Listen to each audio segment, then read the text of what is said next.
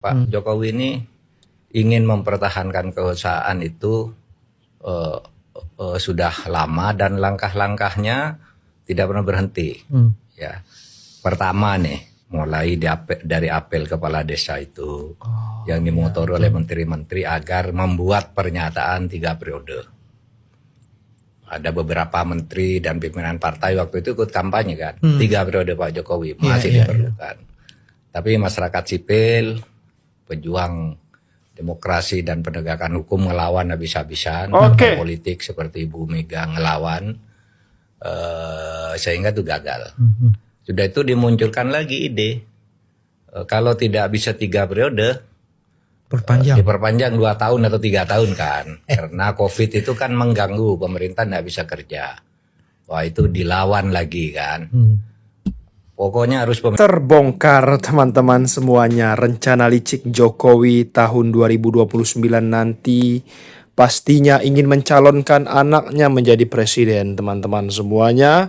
Kalau Presiden Prabowo Subianto sudah tidak bisa lagi, kesehatannya sudah tidak bisa lagi untuk diharapkan menjadi presiden, maka terpaksa buzzer-buzzer akan dikerahkan untuk mendukung Gibran menjadi presiden di tahun 2029 seperti pemilihan presiden tahun 2024 kemarin, teman-teman semuanya. Buzzer dibayar mahal untuk menggiring opini seolah-olah Gibran dan Prabowo menjadi orang yang sangat luar biasa menjadi presiden, tapi faktanya sekarang negara sedang tidak baik-baik saja, teman-teman. Kelangkaan BBM dimanapun ya teman-teman, dan juga listrik sering padam, dan masih banyak lagi hal-hal yang tidak baik lainnya. Akankah di tahun 2029 ini Jokowi mencalonkan anaknya menjadi presiden di tahun 2029 nanti? Kita lihat dulu video-video berikut ini, teman-teman. Jangan lupa subscribe MPH Channel. Kami adalah wartawan Persituan pilihan keempat. Apa yang saya katakan itu bertanggung jawab saya. Bahwa Jokowi itu keturunan PKI, bertanggung jawab saya. Ya. Tidak punya ijazah, bertanggung jawab saya. Tuh. Saya investigasi ke Pramuka, saya investigasi ke Kasmujo. Kasmujo mengatakan saya tidak pernah membimbing Jokowi. Nah, yang jelas udah saya temukan kok siapa Joko Widodo yang sarjana kehutanan itu. Itu Joko Widodo yang berkumis yang dipoto itu memang Joko Widodo, tapi bukan Joko Widodo presiden ini. Joko Widodo yang berkumis yang dijazah itu sudah meninggal. Udah almarhum. Bukan diduga, memang udah saya lacak ke sana udah meninggal kok. Cuma tahu meninggal atau ditinggalkan atau dimeninggalkan. Nggak tahu meninggalnya gimana ya. Iya. Belum sampai ke situ ya. Itu akan investigasi saya, belum itu masih tugas saya. Jadi jangan main-main sama saya. Saya bilang Jokowi itu tidak punya ijazah. Jangan kau bilang siapa yang mendalilkan, dia harus membuktikan. Ya dalil saya nggak ada. Ayo sama dengan ini nih. Dalil saya nggak ada tuh. Stop. Buku ini nih, ijazah Jokowi tidak ada. Ini sama. Masih kita jual ya buku ini. Iya. Tidak ada gunanya nilai sekolah 10, nggak ada gunanya. Kalau moralnya 0, kalau budi pekertinya tidak baik. Setuju? Inilah bahasa tubuh tukang ngibul yang sebenarnya. Anak-anak presiden yang ingin masuk politik dan didorong untuk ikut berpolitik, Pak Jokowi sendiri bagaimana? Anak-anak saya gimana? Senangnya sampai sekarang di bisnis semuanya. Di bisnis semuanya, di bisnis. Meskipun ya bisnisnya bisnis kecil-kecilan. Yang paling kecil kayak Kaisang ya jualan pisang goreng. Kemudian yang gede Gibran itu jualan martabak. Silakanlah mereka berbisnis sesuai dengan yang mereka senangi. Dan saya nggak ingin mendorong, saya sampaikan. Tapi kalau mereka memiliki keinginan untuk itu, bagaimana Pak Jokowi? Saya sampaikan enggak. Biarlah anak-anak saya jualan pisang goreng, jualan martabak. Tenang saja Pak, saya sudah ada di sini. Mohon dukungannya. Iya, saya senang melihat program-program sudah membawa Indonesia ke kebun binatang. Tugas kita sekarang, binatangnya kita gemukkan, melanjutkan dan menyempurnakan, memperluas kebun binatangnya. bagus sekali. Bagus sekali.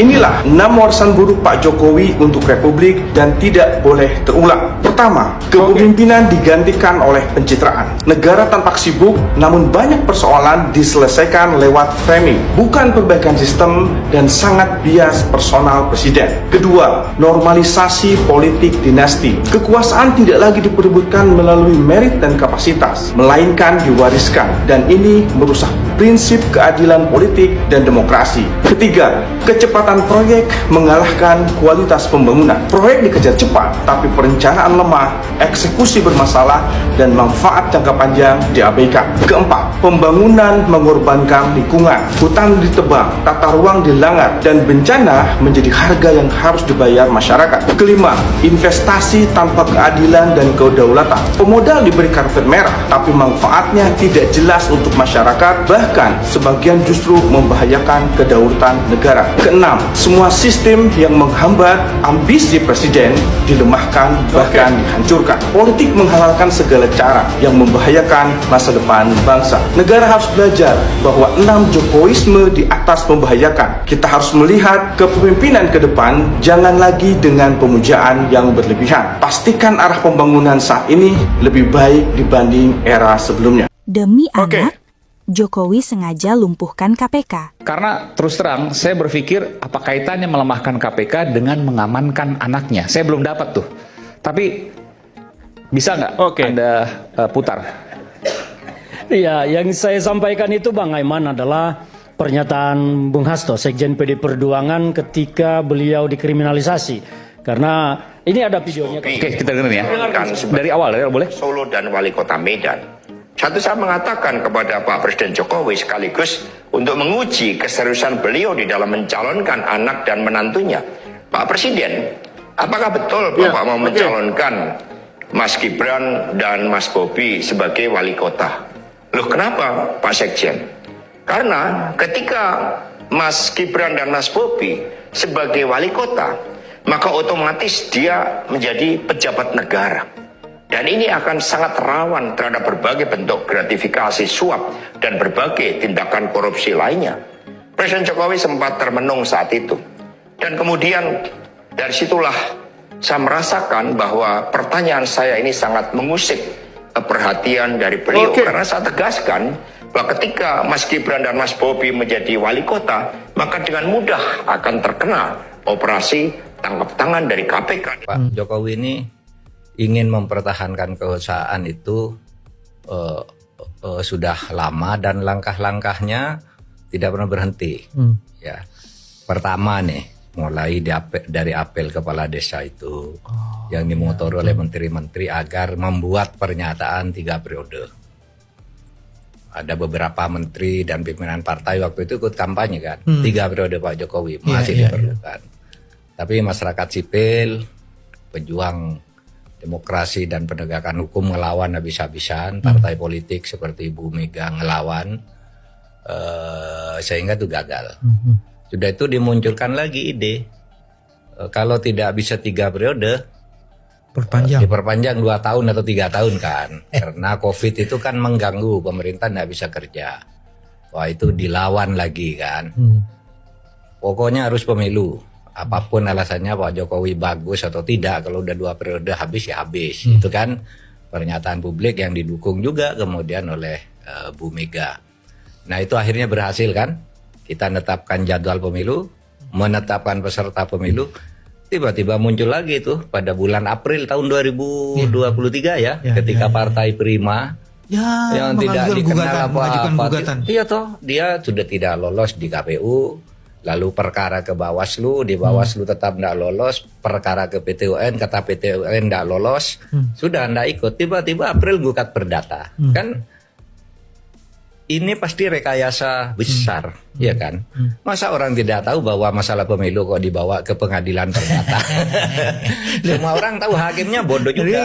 Saya harus katakan, hakimnya ini bodoh atau pura-pura bodoh karena sesuatu. Kan tidak mungkin pemilu kok diadili perdata. Dan itu tiba-tiba kapan gugatnya Partai Prima tuh seperti apa kekuatannya gitu, tiba-tiba menang kan. Yang isinya itu bukan hanya mengabulkan permohonan perdata, tapi meminta KPU menunda keseluruhan proses pemilu. Bayangkan nih udah bulan April tahun 2023. Kan konyol banget tuh. Sudah kurang 10 bulan kan pemilu waktu itu. Wah, rame se-Indonesia gitu. Itu tahap terakhir. Sudah itu kita gagalkan juga, Oke, enggak jadi presiden. Sekarang masuk ke MK. Ya kan, alangkah berikutnya saya MK. Kalau saya enggak dapat anak saya kan gitu kira-kira. Pakai lagi setelah itu. Ribut lagi kan, ribut. Dan itu jelas melanggar konstitusi, melanggar kepantasan dan sebagainya. Tapi kan ada dalil dalam hukum itu, apa yang putuskan oleh hakim itu mengikat. Ya kan, meskipun Gibran salah, ya mengikat. Konstitusi mengatakan putusan MK final dan mengikat, meskipun itu salah kan gitu. Nah kalau salah kok mengikat, ya hakimnya dong yang ditindak. Terbukti kan, hakimnya, ketuanya harus berhenti, terbukti melanggar tuh. Di semua proses itu Bang Mahfud ada yang menarik. Hukum, penegakan hukum dan badan hukum menjadi instrumen dari kekuasaan. Iya itulah. Makanya saya katakan ini udah busuk semua, sudah dibusukkan semua. Karena sesudah itu, sudah Gibran enak muncul lagi tiba-tiba di MA kan, yang Kaisang ingin masuk. Dan itu memang untuk Kaisang aja kan, sesudah itu yang menyatakan mau calon kan hanya Kaisang. Iya kan? Saya siap menghadapi Ridwan Kamil, saya siap menghadapi Anies, saya mau ikut. Kan gitu dia, sesudah ada putusan itu. Kan jelas ini permainan. Nah di sini rakyat udah marah kan. MK lalu meluruskan dengan putusan tanggal 20 itu ya 20 ya. Betul. Meluruskan itu enggak benar, Kaisang enggak boleh kira-kira gitu. Menurut konstitusi sudah benar undang-undangnya. Kemudian partai yang dikatakan partai politik peserta pemilu itu punya kursi atau tidak punya kursi sama asal bergabung dalam kesetaraan angka, kan gitu. Nah ini yang gila lagi rekayasanya kan, begitu putusan itu ada, sorenya itu Menkumham kan dipanggil oleh Presiden. Ya, pagi putusan jam 10, sore menghadap. Tahu-tahu besok apa? Balik ngundang untuk perubahan undang-undang pilkada. Nah, tahu enggak Mas Bambang, undang-undang pilkada yang ada itu kan dikatakan yang tanggal 20 Januari 2024. Bulan Januari 2024 hanya Presiden sudah mengadukan perubahan. Lah itu bohongnya dua. Undang-undang 2 tahun bulan Januari 2024. Kok dimnya soal putusan nggak mungkin. MK? Nggak mungkin dong. Nggak mungkin. Dimnya kok putusan MA dan MK?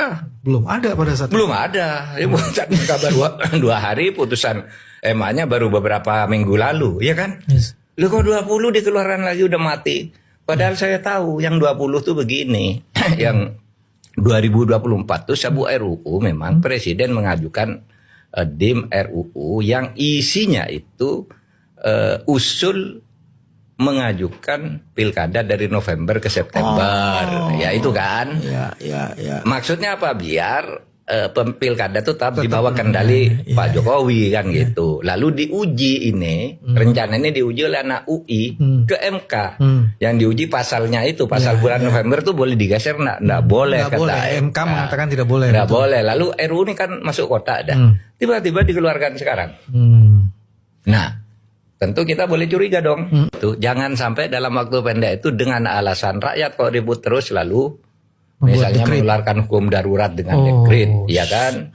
Peralihan pemerintahan ditunda karena rakyat ribut. Itu bisa saja, meskipun sangat kecil kemungkinannya. Kecil lah. Tentunya teman-teman semuanya, Jokowi ingin menguasai Indonesia ini 7 turunan. Bayangkan di tahun 2029 nanti seperti apa panasnya panggung politik. Calon presiden dan wakil presiden, siapa yang akan dipilih oleh Jokowi menjadi penerus daripada dinasti politik Jokowi, keluarga Solo, teman-teman semuanya.